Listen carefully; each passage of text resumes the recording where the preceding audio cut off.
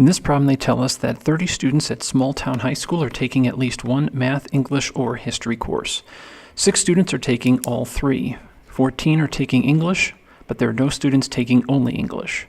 14 students are taking math, with 4 taking only math. 10 students are taking only history, and 16 students are taking history or math, but not English. Determine the number of students taking math and history, but not English. So what we have is we have a 3-part Venn diagram.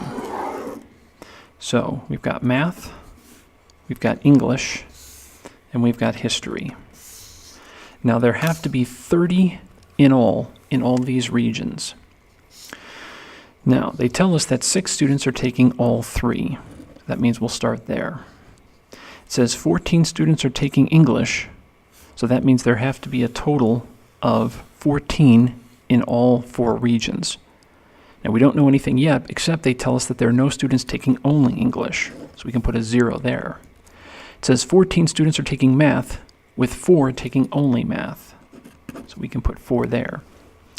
Then it says 10 students are taking only history, okay? And 16 students are taking history or math, but not English. Okay, so that's key right there, because it says 16 students are taking history or math, but not English. So there are 16 students who are outside this circle. So that means they're either here, here, or here. Well, we've already identified that there are 14, and it says there's 16, so there's 2 left over. So they have to go in that region. And actually that right there is what we want. We want to determine the number of students taking math and history, but not English. So there is our answer, and we're done.